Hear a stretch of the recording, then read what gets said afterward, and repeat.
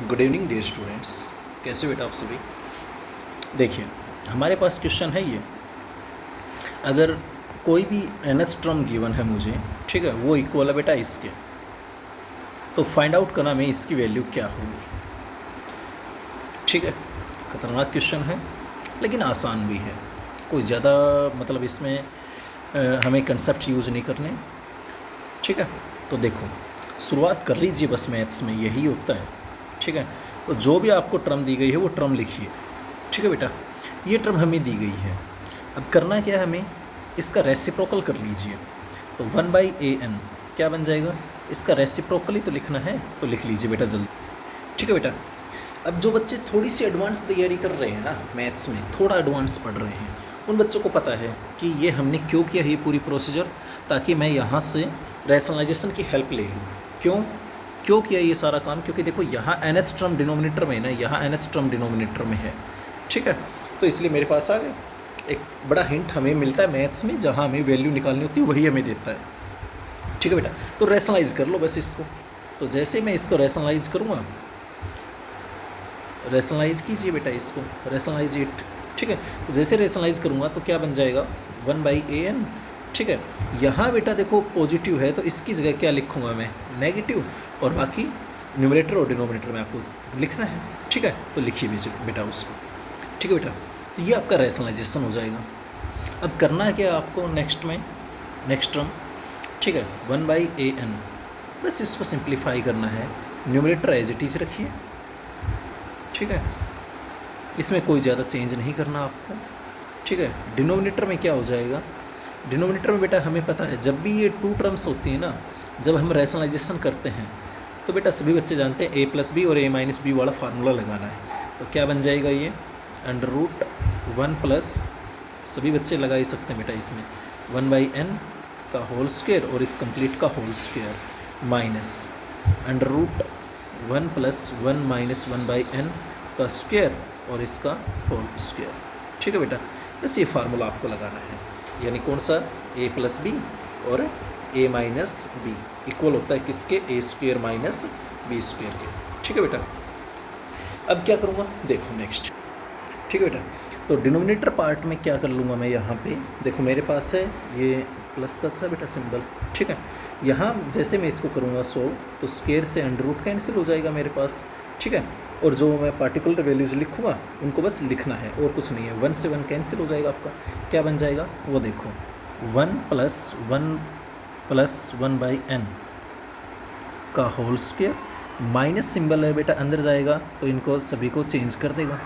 ठीक है, ये आपका क्या बन जाएगा, 1 से 1 कैंसिल हो जाएगा, तो 1/an क्या बन जाएगा, √1 प्लस 1/n का whole square minus √1 plus 1 minus 1/n का होल स्क्वायर।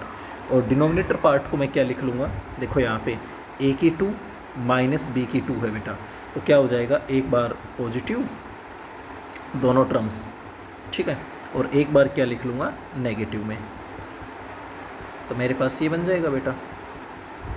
ठीक है, अब यहाँ जो कैंसिल हो रहा है वो कैंसिल कर लीजिए, तो क्या हो जाएगा, 1/n से 1/n कैंसिल, 1 से 1 कैंसिल, तो 1/nth टर्म क्या हो जाएगी मेरे पास, √1 प्लस 1/n का होल स्क्वायर। ठीक है, आराम से लिख सकते हैं सभी बच्चे, कोई ज़्यादा ख़ास बात तो है नहीं। डिनोमिनेटर पार्ट क्या बन जाएगा, 1 + 1 2 into 1/n plus 1/n 2/n। तो इसको जैसे मैं सिंप्लीफाई करके लिखूँगा तो बेटा देखो ये क्या बन जाएगा मेरे पास, ये वाला n है ये तो इसका मल्टीप्लाई में चला जाएगा, तो क्या हो जाएगा, n टाइम्स √1 प्लस 1/n का whole square minus √1 plus 1 minus 1/n का होल स्क्वायर। थोड़ा सा मतलब है क्वेश्चन लेंथी लेकिन आसान भी है। ठीक है बेटा, और ये 2 × 2 क्या हो जाएगा, इसके साथ चला जाएगा मल्टीप्लाई में, तो ये 4/an हो जाएगा। ठीक है बेटा, 4/nth टर्म। अब थोड़ा सा ध्यान से देखें हम, तो बेटा जो स्टार्टिंग में दिया गया था वो देखो बेटा इस प्रकार से था ना आपका, जिसकी वैल्यू आपको निकालनी है 4/nth टर्म की रूप में है मेरे पास। ठीक है, तो क्या बन जाएगा मेरे पास, ये मेरे पास आ ही चुका है, तो बस आपको वैल्यू पुट निकालनी है। किसकी वैल्यू निकालनी थी आपको, वैल्यू ऑफ किसकी बेटा, 4/A1 plus 4/A2 plus 4/A3 plus up to कहाँ तक बेटा जाना आपको, ये 4/A96 तक। ठीक है, इसकी वैल्यू आपको निकालनी है कि क्या होगी। अब यहाँ आने से पहले अगर मैं थोड़ा सा इसी को ही सिंप्लीफाई कर लूँ तो बेटा इसको और क्या लिख सकता हूँ मैं, देखो 4/AN इक्वल हो जाएगा n अंडर रूट। इसको थोड़ा सिंप्लीफाई मैं करके लिखूँ तो क्या इसको मैं ये लिख सकता हूँ, ब्रैकेट में बेटा ये कंप्लीट के साथ है। ठीक है, यहाँ पे मैं क्या लिख लूँगा इसको 1 प्लस, इसको सिंप्लीफाई कीजिए और इसको करो। ठीक है, तो एलसीएम वगैरह लेके लिखिए बेटा। ठीक है बेटा, इसको ये लिख सकता हूँ मैं। अब इसको थोड़ा सा और सिंप्लीफाई कर लीजिए, दोबारा इसका एलसीएम ले लीजिए और इसका लीजिए। ठीक है, करो इसको। ठीक है बेटा, तो ये सिंप्लीफाई होके आपका ये बन जाएगा। ओके, अब इस एन से इस एन को कैंसिल कर लो तो ये थोड़ा आपके लिए आसान रह जाएगा। ठीक है, तो इस प्रकार से आपको थोड़ा सा सॉल्व करना है। ठीक है, अब वैल्यू पुट करनी है बस, ये मेरे पास है इस क्वेश्चन का सबसे बड़ा मास्टर पॉइंट। ठीक है, क्योंकि यही आगे यूज होगा मेरा, तो इसको आप चाहे स्टार नाम दे दीजिए। अब n की जगह क्या पुट करना, आपको एक बार 1 पुट करो, फिर 2 पुट करो, फिर 3 पुट करो, और कहाँ तक आपको चलना है, 96 तक।